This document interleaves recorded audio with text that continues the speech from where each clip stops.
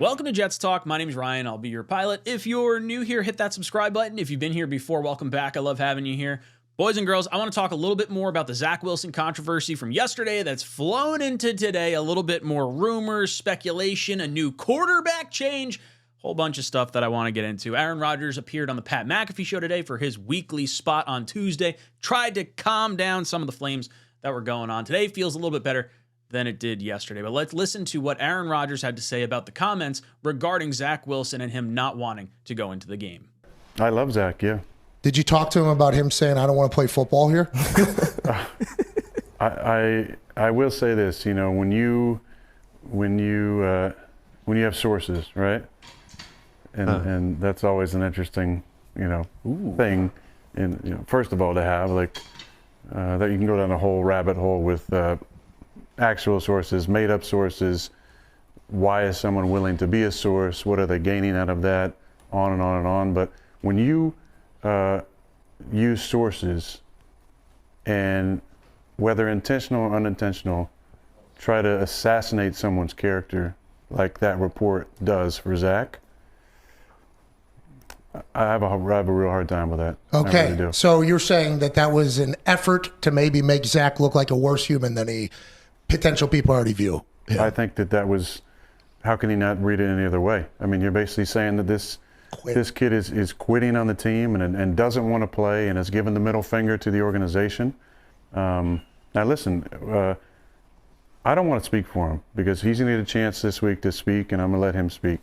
I'll tell you that I love the kid, and I've spent a lot of time with him, and I think he's an amazing young man, and he is young. You know, he's early 20s, and I've had a blast spending time with him.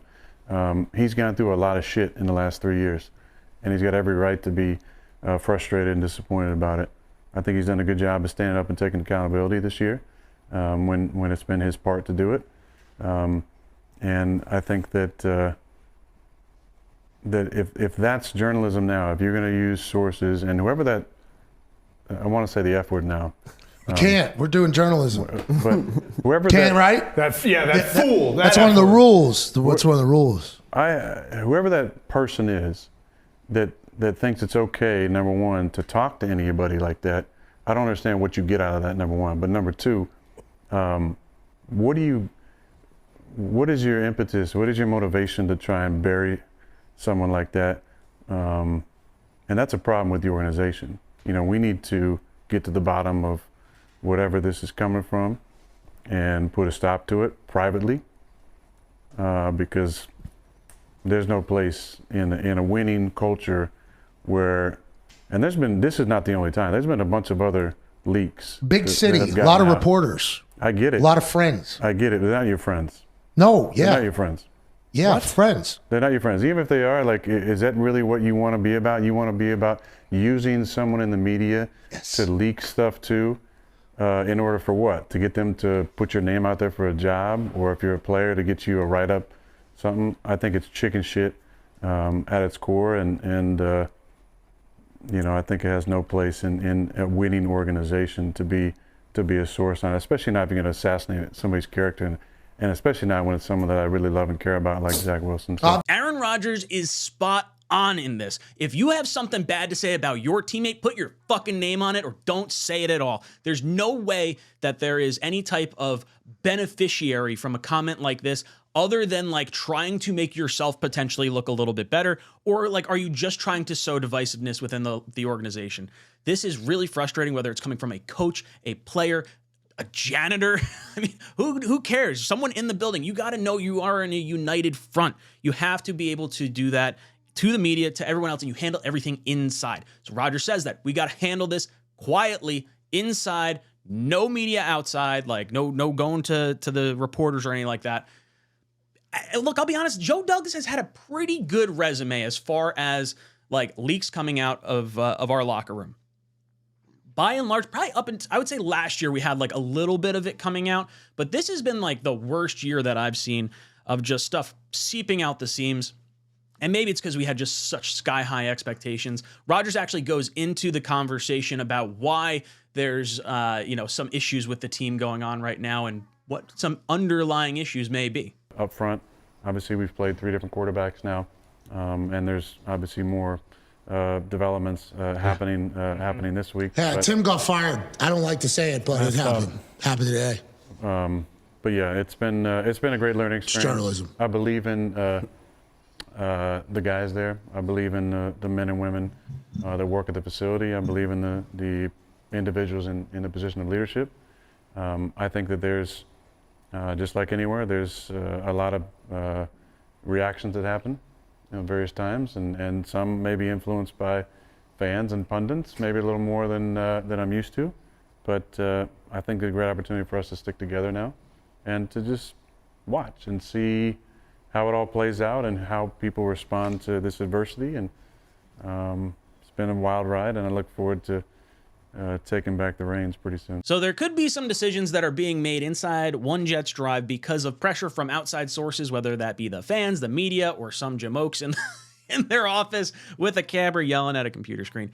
You should not take the outside influence internally. You have to be able to diagnose your locker room inside. You have to be able to grade your players inside. If you need to rely on outside sources to get any kind of judgment of what you should or should not do, you shouldn't be in the position of power that you currently are. And going back to the previous clip, Aaron Rodgers saying, the media is not your friends. This gets me to the whole Joe Benigno comments from the other day. He aired out some tweets, aired out some comments that he and Robert Saleh had, because I wouldn't call them friends, but they played golf together in some type of charity tournament, I guess. And apparently, there was a third comment. It was like, you should go back to Zach Wilson is what Joe said. And they're like, Robert Saleh responded and said, are you serious? And it got blown up to this like, Robert Saleh doesn't want Zach Wilson at all. He's totally done with them. Like, not a fan. But when you hear like the actual rationale for it, it's because Joe's been texting him about getting rid of Zach Wilson for weeks, and then wounds up, coming back and saying, hey, you got to start Zach Wilson coming up. And Joe and Robert Saleh says, you've got to be kidding me. Are you serious? Like that was the context that we're hearing right now.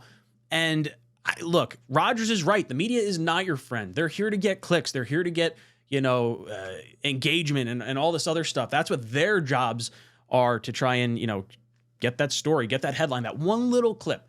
So it's really frustrating to see that. And I totally get where all this is coming from.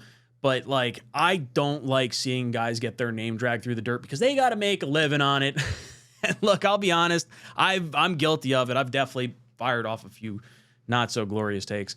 But there was one part of this whole little chain here that I thought was interesting, cool, but at like the same time, like it perked my ears up, I guess. So Pat McAfee mentions Tim Boyle. Timmy got fired because Jets released Tim Boyle. They bring in Brett Rippon, and Rodgers didn't really acknowledge it at all, which I think is the right way to do it. You just move on with the topic that you're already talking about. But there is a conspiracy theory among Jet fans right now that Tim Boyle was the rat that let things slip, and then everything poured over from there. And I guess the rationale for that was because not everyone was at the facility yesterday, or at least that's my understanding, that maybe a comment was made inside the quarterback room and then it got leaked out and then all of a sudden he's gone. I don't buy that rumor at all. I don't think Tim Boyle was the quote unquote rat. I think he just was not really an NFL quarterback anyway.